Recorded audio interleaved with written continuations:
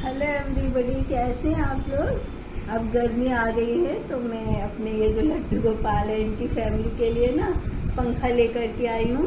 और मैंने ना इनकी जो सोने वाली जगह वो भी चेंज कर दी है। अब मेरे जो लिविंग रूम है यहाँ पर ही मैंने ना इनके लिए चारपाई बिछा करके रखी है।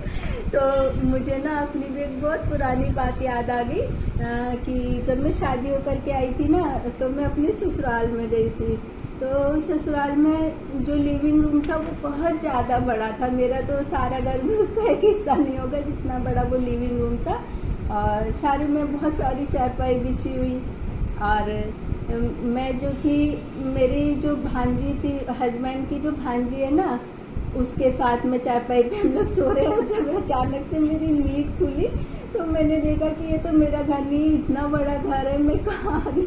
तो मैं ना इधर उधर भागने लगी। तो मेरी जो सास है बोल रही क्या हो गया तुझे। तो मैंने कहा मैं कहाँ आ गई। तो बोली तू कहाँ आ गई, तू तो अपने ससुराल में है। तो फिर सुबह के समय ना मैंने अपने हस्बैंड के भतीजे और भतीजे से कहा कि आप लोग ना क्या करो, मुझे ना मेरे घर पर छोड़ दो।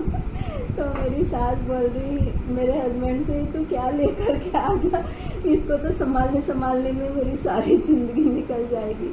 तो मेरी एज तो उतनी कम नहीं थी उस समय, हाँ, लेकिन ना मुझ में अकल थोड़ी सी कम थी। तो हमारे भारत में दिन पर दिन जो है ना अपराध बढ़ते चले जा रहे हैं। और ये अपराध भी कई सारी कैटेगरी के हैं, क्योंकि इसमें जो है वयस्क भी अपराध करते हैं, जो ओल्ड एज के हैं वो भी अपराध करते हैं, और जो यंग एज के हैं वो भी अपराध करते हैं। लेकिन जो इस समय जो सबसे ज़्यादा इजाफा हो रहा है ना वो बाल अपराध में हो रहा है। तो जो ज़्यादा से ज़्यादा अपराधी बढ़ रहे हैं वो बाल अपराधी हैं। तो जो 1 साल से लेकर के 12 साल तक के बच्चे होते हैं ना तो वो 0 कैटेगरी में आते हैं।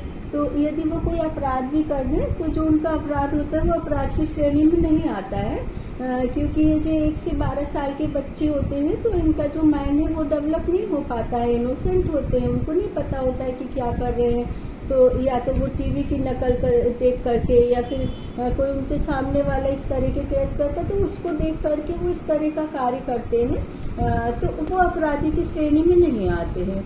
और जो 12 साल से लेकर के 18 साल तक के बच्चे होते हैं वो अपराधी की श्रेणी में आते हैं। तो ये जो 12 से 18 साल तक के बच्चे होते हैं इनका जो माइंड होता है वो इतना ज़्यादा डेवलप हो जाता है, क्योंकि उनका जो माइंड है हम फैमिली के लोग नहीं देख पाते हैं। बचपन से वो क्राइम की तरफ चला जाता है, और क्राइम की तरफ जाते जाते वो इतना आगे बढ़ जाता है कि वो बच्चा 12 साल से 18 साल से कम में, ये बीच में किसी भी समय पर एकदम प्रोफेशनल क्रिमिनल बन जाता है। तो ये जो बाल अपराध हैं ये इसलिए बढ़ते हैं, जैसे कि ये जो मलिन बस्तियां होती हैं, या फिर अशिक्षित होते हैं, और या फिर बहुत गरीब तबके के लोग होते हैं। तो यहाँ पर जो है ना जो पॉपुलेशन बहुत ज़्यादा बढ़ती चली जाती है, और पॉपुलेशन बढ़ने की वजह से जो बच्चों का ध्यान भी अच्छी तरह से नहीं रखा जाता है, और उनकी परवरिश भी अच्छी तरह से नहीं रखी जाती है, उनकी पढ़ाई लिखाई भी नहीं होती है, और ना ही उन्हें आर्थिक दृष्टि से वो सब सुविधाएं दे पाते हैं हम लोग। तो इस तरह से ना ये बच्चे जो है ना बाल अपराध की तरफ बढ़ जाते हैं। तो ये जो बाल अपराधी होते हैं इनका जो जजमेंट होता है उसके लिए जुनाइल कोर्ट होती है। तो इनका जो जजमेंट जो जुनाइल कोर्ट में ही होता है, जो जुनाइल कोर्ट होती है वो अलग होती है, और जब तक कि इनके ऊपर केस चलता है, चाहे किसी भी उम्र के हो जाए, वो जुनाइल के कोर्ट में ही चलता है। और जिस उम्र में ये अपराध करते हैं, माने कि किसी बच्चे ने 14-15 साल की उम्र में अपराध किया है। अब जैसे जो निर्भया कांड में था, एक लड़का उसने अपनी जो है गलत एज लिखवा दी थी कि उसके 18 साल के होने में 1-2 दिन कम थे, लेकिन बाद में पता चला कि उसकी एज 18 साल से ऊपर की 18 साल की ही थी। तो उसका एकदम जो है सजा वही हुई जो और बच्चों की होती है, बड़े लोगों की। तो इस तरह से जो है जो 18 साल तक के बच्चे होते हैं इनको जुनाइल कोर्ट में रखा जाता है, और इनके लिए चाहे ये 40 साल के भी हो जाए तो जो जजमेंट आएगा वो उसी उम्र का आएगा जिस उम्र में उन्होंने अपराध किया था। और मेनका गांधी ने पार्लियामेंट में प्रस्ताव रखा था कि ये जो बाल अपराध की उम्र है ये 18 साल से कम करके 16 साल कर दी जानी चाहिए, क्योंकि आजकल के जो बच्चे हैं ना उनका माइंड बहुत ज़्यादा जल्दी डेवलप हो जाता है। तो 16 साल की उम्र होते होते तक तो वो बहुत गंभीर अपराध करते, तो इस गंभीर अपराध की सजा जो है ना वो बाल अपराधी की कैटेगरी में नहीं आनी चाहिए, वयस्क अपराधी की कैटेगरी में आनी चाहिए। लेकिन अभी जो है ये प्रस्ताव पारित नहीं हो पाया है। और ये जो बाल अपराधी होते हैं इनको जेल में नहीं रखा जाता है, इनको या तो शेल्टर होम में रखा जाता है या फिर कहीं बाल सुधार गृह में रखा जाता है।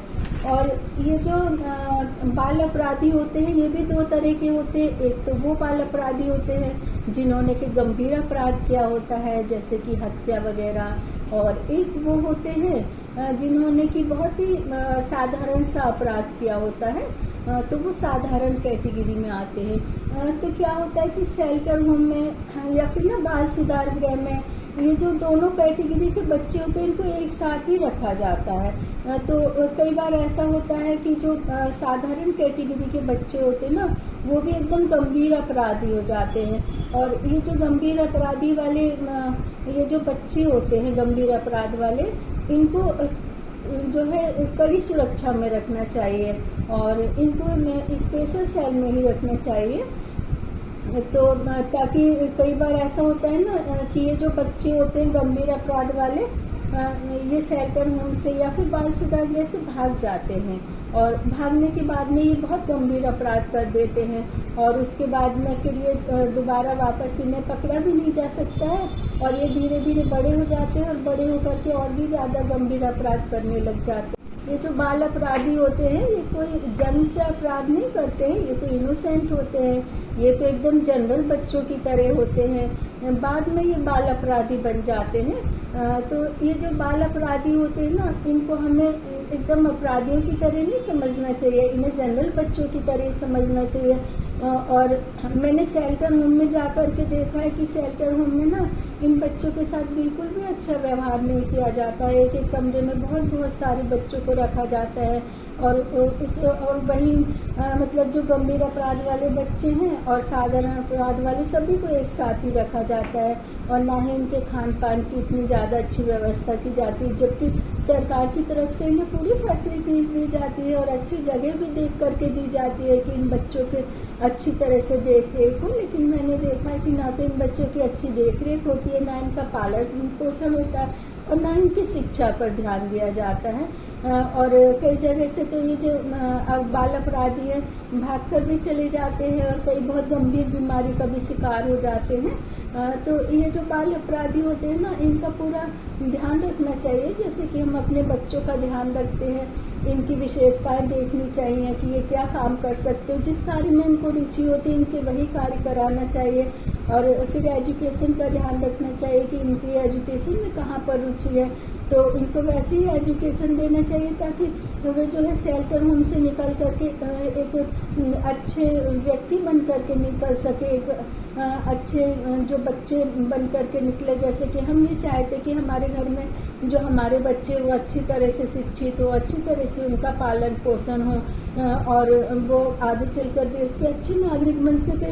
इसीलिए इसी तरह से ना उनको बाल अपराधियों के बारे में भी सोचना चाहिए।